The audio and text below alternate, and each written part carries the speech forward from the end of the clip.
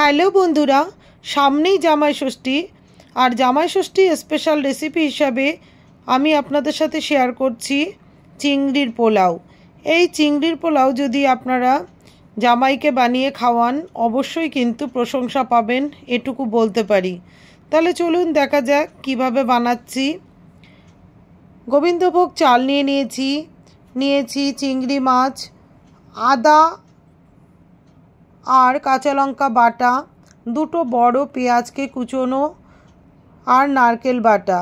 এখানে আছে ঘি, গোটা গরম মশলা, তেজপাতা, হলুদ, লবণ, লঙ্কার গুঁড়ো, চিনি আর কাজু কিশমিশ। আমি একটা বাটির মধ্যে চাল নিয়ে নিচ্ছি, 2 কাপের থেকে একটু কম চাল নিলাম। এই চালটাকে কিন্তু ভালো করে জল দিয়ে ধুয়ে নিতে হবে।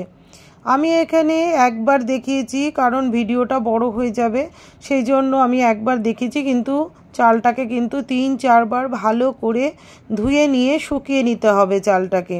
দেখুন এরকমভাবে শুকিয়ে নিয়েছি, ঝরঝরা করে এরকমভাবে শুকিয়ে নিতে হবে। তারপরে ডেচকিতে জল দিয়ে ওর মধ্যে দিয়ে দিচ্ছি গোটা গরম মশলা, তেজপাতা। জলটা গরম হয়ে গেলে তার মধ্যে চালটা দিয়ে দিলাম।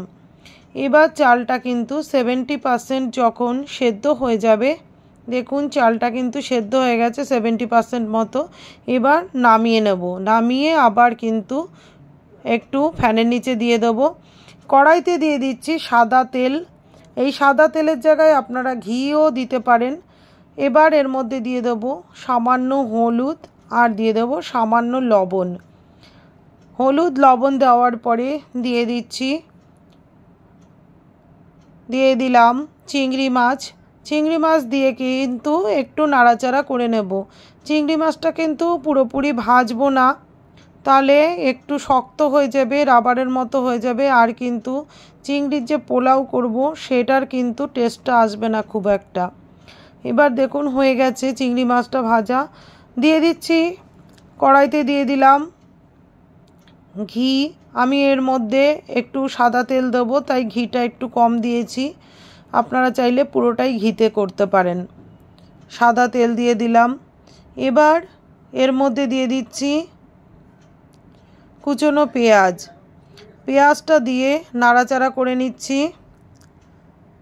পেঁয়াজটা যখন একটু নরম হয়ে আসবে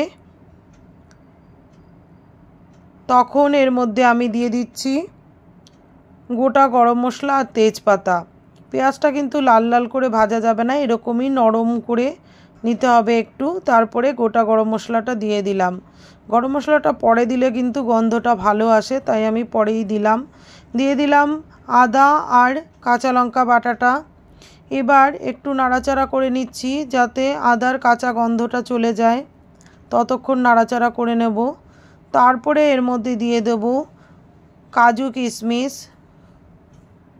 কাজু কিশমিশগুলো দিয়েও একটু নাড়াচাড়া করে নিলাম। এবার দিয়ে দেবো এর মধ্যে আমি স্বাদ মতো লবণ দিয়ে দিচ্ছি লঙ্কার গুঁড়ো,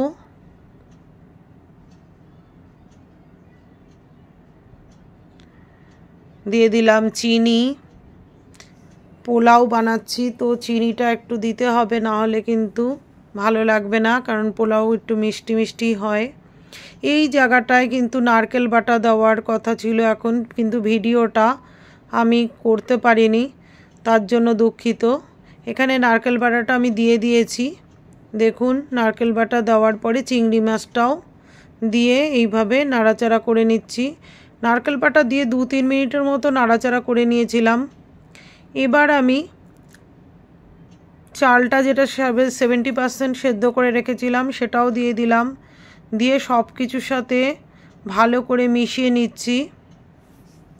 চিংড়ি মাছ, নারকেল বাটা সব কিছুর সাথে চালটাকে ভালো করে মিশিয়ে নেব।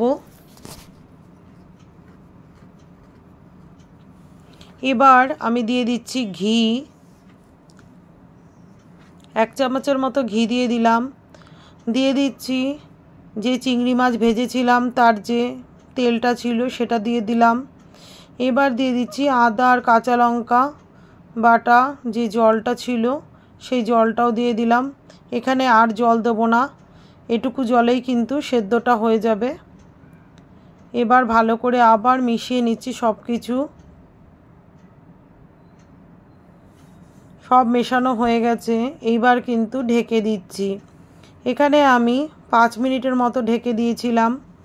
তারপরে দেখুন খুব সুন্দর একটা গন্ধ বেরোচ্ছে। এইবার ওপর থেকে দিয়ে দিচ্ছি গরম মশলার গুঁড়ো।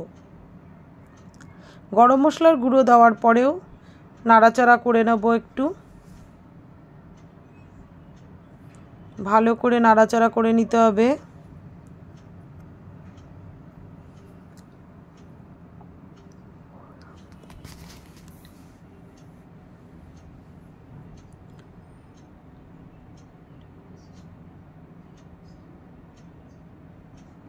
এবার দেখুন হয়ে গেছে, আমি নামিয়ে নেব। বাটিতে নামিয়ে নিচ্ছি, একটু সাজিয়ে পরিবেশন করব। রেসিপিটা কেমন লাগলো অবশ্যই কিন্তু আমাকে জানাবেন, আর একবার বানিয়ে দেখবেন, খুবই ভালো হয় খেতে।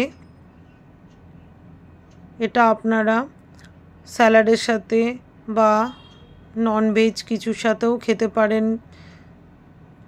আমি তো এমনি খাই, স্যালাডের সাথে খুবই ভালো লাগে খেতে।